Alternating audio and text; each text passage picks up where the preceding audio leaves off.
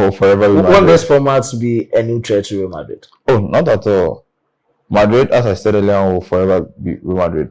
And right from the start of Macron, I said we play in a UEFA Real Madrid League. Oh, ladies and gentlemen, I once again welcome you to Sports Villa. The heat of the 2024-2025 UEFA Champions League is on, and we have to talk football. We're going to have in-depth, intriguing, and enlightening sports discussion. I'm here with me, my senior-most sports analyzer, Papa Joe. Before you get into this video, if you are new on this platform, subscribe to the channel, click on the post notification bell for more updates. Like this video and share to other social media platforms. Don't forget to leave your decent comments in the comment box. Please note that the format for the 2024-2025 UEFA Champions League has changed, where 36 clubs forming a single league. At the end of everything, we will have 8 clubs playing home and away 4 matches each. At the end of the table, the first to 8 clubs will qualify to the knockout stage, where the 9 to 24th clubs will be having the playoff, home and away. And at the end, we will select 8 clubs to join the first 8 clubs in the knockout stage to have the round 16. From the 25th club to the 36th club will be exited permanently. No chance for them in the Europa League. So this is the new format for the 2024-2025 UEFA Champions League. Papa, how are you? I'm doing good, my brother. I hope things have been good. By the special grace of God. All right. We will get into the video, but your general view of the UEFA Champions League, how do you see the new format? Do you think it's quite intriguing? Yeah, I think the new format is quite okay, quite understandable, and quite easier as compared to the very first one. So in all, I think UEFA is really doing a yeoman's job, and we need to applaud them for that. All right, so let's look at some of the matches tonight. Juventus 3, PSV 1, Young Boys 0, Aston Villa 3, Bayern Munich 9, Dynamo Kiev 2, AC Milan 1, Liverpool 3, Real Madrid, the Galacticos 3, Stuttgart 1, Sporting Lisbon 2, Lille 0. All right, Papa Joe, which match should we take? I think we should start from Madrid first.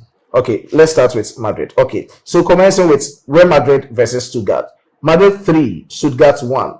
Mbappe scored on the 46 minutes. Rudiger on the 83rd minutes. 90 plus 5 was brilliant and superb goal from Endrick. And also we have Andal on the 68 minutes getting the equalizer from Mbappe's goal, but a consolation goal at the end of 90 minutes plus 6 minutes time added on.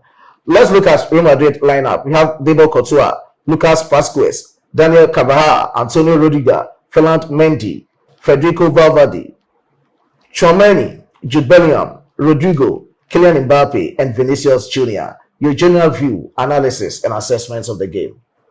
I think on any given day, this is the very best squad Madrid can present. Aside or with the exclusion of Militao, who later came in the second half, I think this is the very best Madrid will ever parade on any given day, with Vini on the left, Rodrigo Guez on the right, Mbappe leading the attack, and having your midfield of Valverde and Tchouaméni. Yep, and Bellingham playing right behind Kylian Mbappe. I think that's the best on any given day Madrid can parade, and the boys really lived up to expectation. Let's also not forget, this isn't UEFA Champions League, but this is UEFA Real Madrid League. So I'm not surprised they won this. I'm not surprised.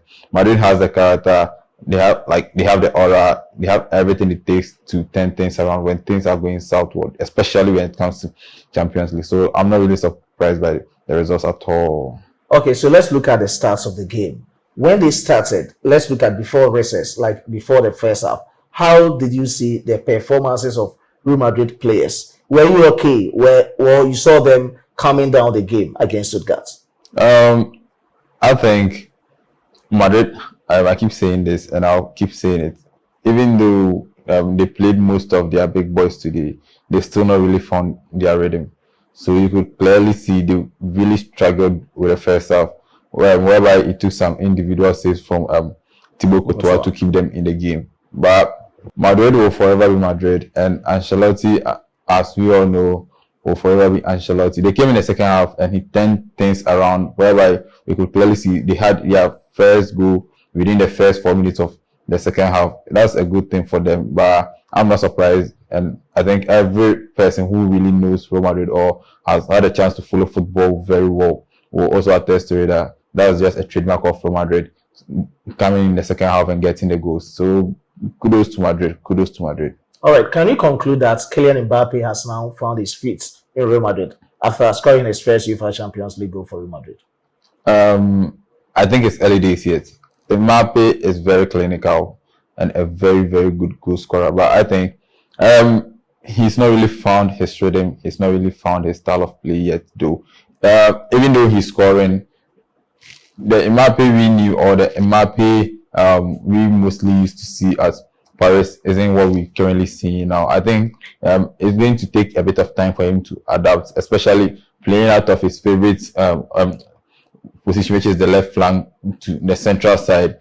Yeah, he's really going to have a bit of struggles, but we all could clearly see from his heat map, whereby he always loved to move to the left side much more than staying central. So I think even though he scored so far with a Super Cup, he scored in the La Liga, and he scored today too. He's not really found the rhythm we were expecting him to find. Sorry, but I think as time goes on and Real Madrid settles in very well and better, we are going to see the best out of him. All right, now let's look at the tactical analysis of the game, with Real Madrid coming in 4-3-3 formation and Stuttgart coming in with 4-2-3-1 formation. Did you see that Stuttgart was a threat to Real Madrid tonight at the Santiago Bernabeu?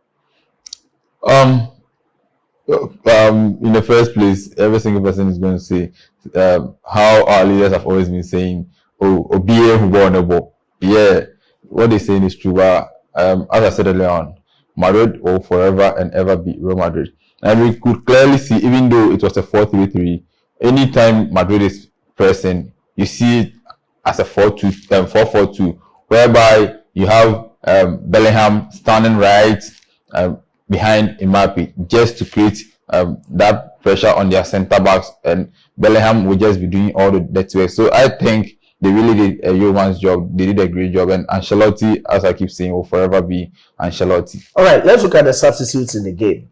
It started right after the recess of the game. Yeah. We had Vasquez out, Eder Militao in, Modric in, and Tchouaméni out, Adagula in, and Rodrigo out.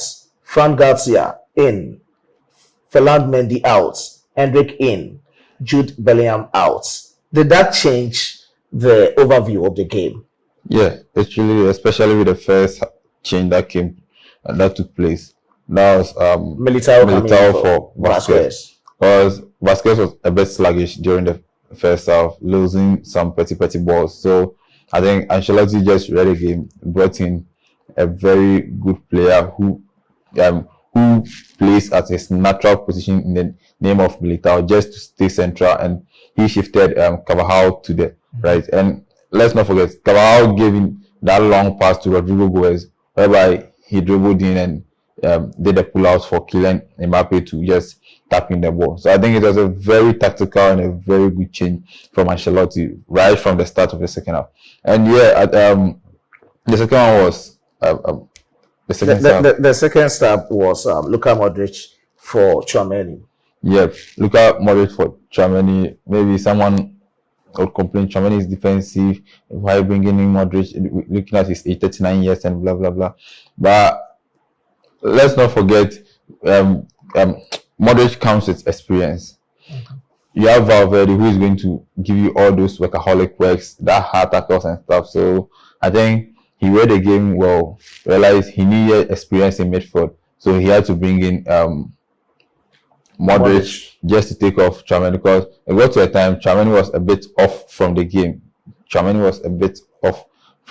But Ancelotti did his thing, took a bold decision, took off Tchouaméni, brought in Modric, and getting to the dying minutes of the game, took off what we will see their poster boy currently, Bellingham, and brought on Endrick. Let's also not forget, Endrick came with a different style, a different approach, and he got A their goal for very them. third goal for them on account. Okay, let's look at Endrick's goal. Looking at how he intercepted the ball at the center, he embarked on a run and sliding the ball inside the net.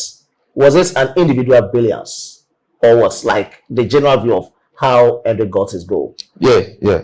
A very individual brilliance goal from him. I think whilst he picked up the ball, he had his seniors all. And when I say seniors, I mean big guys in the game. He had Vini on his right, Mbappe on his left, but he still took those bold steps, drove the ball forward, and decided to go in for a solo effort, which yielded that very result. And I think it was a very good strike from him, a very good strike. And I keep saying this, Endrick is going to be a guy we all need to watch out for. I've said this several times, and I'll forever keep saying that. I wouldn't be surprised Endrick is going to be much more of a poster boy than Kylian Mbappe in the near future to come. Looking at how that young chap has started his career and how things are really going with him, he's really going to carry the Madrid team on his shoulders and drive the team forward. Yeah. Okay, so what do you expect from Real Madrid with this performance tonight? Can they go far with the new format of the Champions League? Oh yeah, for sure. Madrid, as I said earlier on, forever with Madrid. Won't this format be a new threat to Real Madrid? Oh, not at all. Madrid, as I said earlier on, will forever be Real Madrid. And right from the start of Macombo, I said we play in a UEFA Real Madrid League. All right. So this format doesn't really cause any threat to Real Madrid because they really know how to play. They have the character. They know how to keep their composure. They know how to deliver, how to go about things, especially when it comes to the Champions League. So I think it's a good thing for Real Madrid. Yeah. All right, let's move on from Real Madrid and Stuttgart game to the big game. AC Milan versus Liverpool. Milan 1, Liverpool 3. The general view of the game. But before your assessments and your analysis, Liverpool started with Alisson Becker, Virgil van Dijk, Konstantinos, Ibrahima Konate, Trent Alexander-Arnold, Ryan Gravenberch, Alexis McAllister, Cody Gakpo, Dominic, and Mohamed Salah, with Diego Jota leading the attack. That's of AC Milan. We had Magnan, David Calabria, Fikayo Tomori, Pavlovich, Theo Hernandez, Yusuf Fofana, Ruben Loftus-Cheek, Christian Pulisic, and we have Tijani, one of the exciting players to watch from AC Milan's team, Rafael Leao and Alvaro Morata leading the attack for AC Milan. Your general view, was it worth AC Milan losing at their home venue to Liverpool? Yep. I think that's a fair scoreline from how both teams played and from how the performance of both teams. AC Milan under Paulo Fonseca from Leo hasn't really been the best so far this season. I think they've drawn most of their games, won just one or two, and lost some as well. Whereby Ancelotti also from Feyenoord picked up Liverpool from the preseason. We all saw him cooking something very exciting, something very good. It was rather unfortunate they lost to Nottingham Forest during the weekend, but it's very exciting to watch Liverpool play. Very exciting to watch Liverpool play. And I think Ancelotti and his guys did what they have to do, especially coming in against a team on any given day or currently in football. We will see that they are no match for Liverpool. That's AC Milan.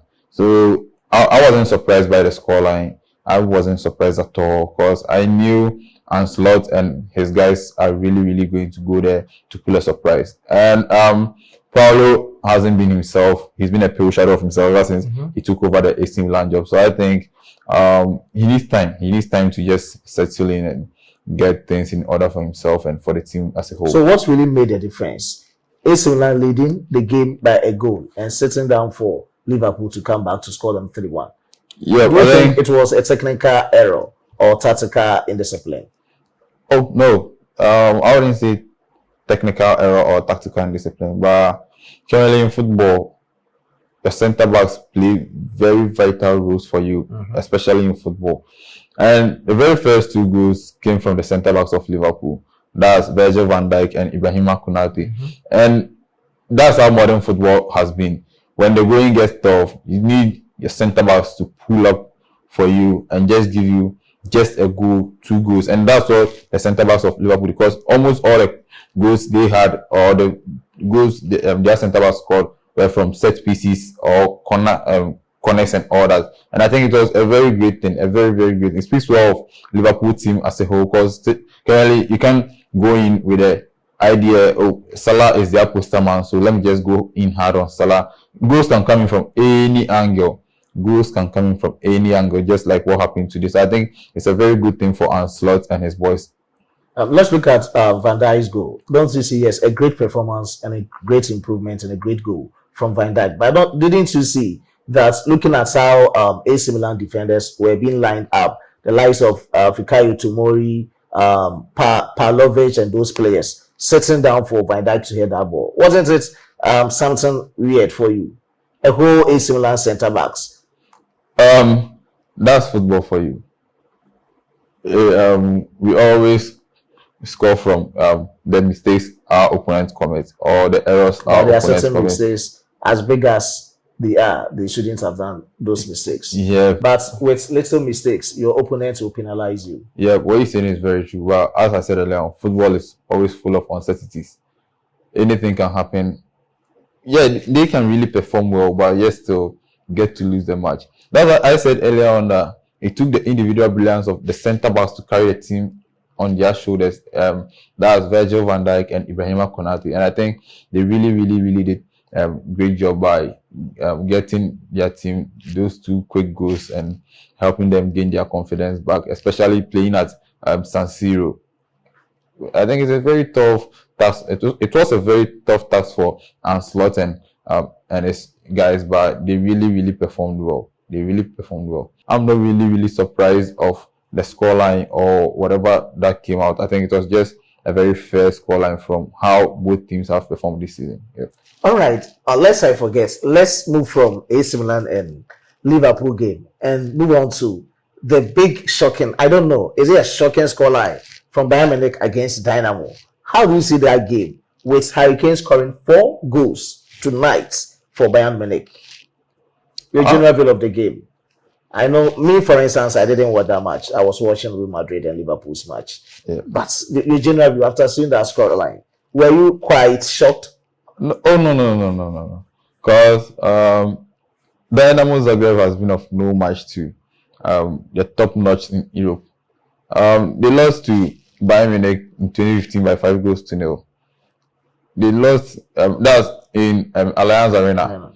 Bayern went to Dynamo and scored them by 2 goals. So I'm not really surprised, especially looking at what or how Vincent Kompany has groomed his team, groomed his players, and nurtured them to play. Trust me, it's very, very, very, very exciting to watch Bayern Munich play. And yeah, Hurricane has been scoring the goals, but one young chap most people are not talking about is Jamal Musiala. A very, very, very, very, very talented. Trust He you also me. came up with 2 assists tonight. Trust you me. He is a pillar, or I would say he's a sole driver of the Bayern Munich team currently. He's really, really, really performing, giving assists here and there, like doing his best. I think he's really a young chap we all need to really put an eye on. Even though the Bundesliga isn't really a league most people follow that much, but I think he really needs to get his flowers because he's a very, very, very great player. All right, looking at Bayern Munich's results tonight, and from what you said, you'll be having Real Madrid's Uefa Champions League. Will Bayern Munich be a lethal weapon against Real Madrid in this UEFA Champions League? Every team is a threat. Every team. The very moment you had a chance to qualify, play over here, you are a threat to your opponent. So I think every team that's going to meet his or like his fellow team is a threat to the opponent. So in all, every team is a threat to everyone. Not Bayern Munich necessarily being a threat to Real Madrid, but every team in general is a threat to their opponents. All right. Before we move on to Aston Villa and Young Boys, let me give out the vivid table as it stands as match day 1 of the new UEFA Champions League format. Bayern Munich leading with 3 points. Aston Villa second, 3 points. Liverpool with 3 points. Juventus 3 points. Real Madrid 3 points. Sporting Lisbon 3 points. Arsenal, AS Monaco, Atalanta, Atletico Madrid, Bayer Leverkusen, Bologna, Dortmund, Celtic, Club Brugge, Barcelona, RB Salzburg, Shakhtar Donetsk, Feyenoord, Crvena Zvezda, that is Red Star Belgrade, Girona, Inter Milan, Manchester City, PSG, Leipzig, Slovan, Sturm Graz, PS, Benfica, Sparta Braha, Brest, PSV, Stuttgart, Milan, Lille, Young Boys, Dynamo Zagreb. They are yet Dynamo play today. So they are all yet, the clubs I mentioned earlier are all yet to feature. Tomorrow we'll bring you an update on that. But brief discussion or analysis of Young Boys versus Aston Villa. Were you able to watch that game? No. By your general assessment, after Aston Villa traveling from England to beat them in Switzerland by 3-0. Yep, I think that's a fair scoreline. A very fair scoreline. Looking at what United Emery started right from the getting to the latter stages of last season to now, I think he's really building the Aston Villa team to be a threat to any team they meet. And I think they really did well. They really did well. Their poster man, Oli Watkins, had a goal, and that was good for him and the team in general. So United Emery currently is really building a team we all need to watch out for. Okay, so you can wrap up your discussion and your analysis with Juventus versus PSV. Juventus 3, PSV 1, and Sporting Lisbon 2, Lille 0. Juventus PSV. Juventus PSV is the first scoreline. First scoreline. That's what any football enthusiast will predict. A very first scoreline. And I think Sporting and Lille. Sporting and Lille was a bit dicey, but Sporting playing at home gave them that upper chance, and I think they really capitalized on it, and they did well by scoring. Let's also not forget Lille had a red card during the game, so it really gave Sporting the upper hand, and they capitalized on it, all in addition to the home advantage, and they had the needed results. So it was a fair scoreline as well, too, as I'll say. Okay. All right. Thank you very much. That is Papa Joe. It's too early to predict your final words. If you are to predict 8 clubs that will automatically qualify from this league, which clubs will you take? Real Madrid. Add more. Bayern Munich. Barcelona. Real Madrid, Bayern Munich, Barcelona, Man City. Arsenal.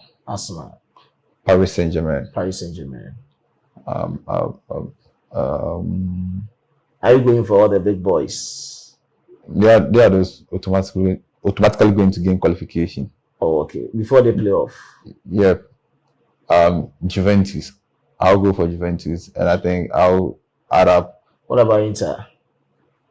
I'll add up Leverkusen as well. Leverkusen. All right. So that is all from my hardworking senior most analyzer, Papa Joe. We will end here with our discussion. Sports Fella gets you posted of whatever transpiring in the world of football, not even football specifically, but the world of sports. I was being supported by my hardworking chief editor, Emmanuel Kwame Asiedu, and my amazing graphic designer, Dominic. Let's meet again tomorrow for another discussion where Barcelona, Manchester City, and all the likes and big teams will be playing. It's bye for now.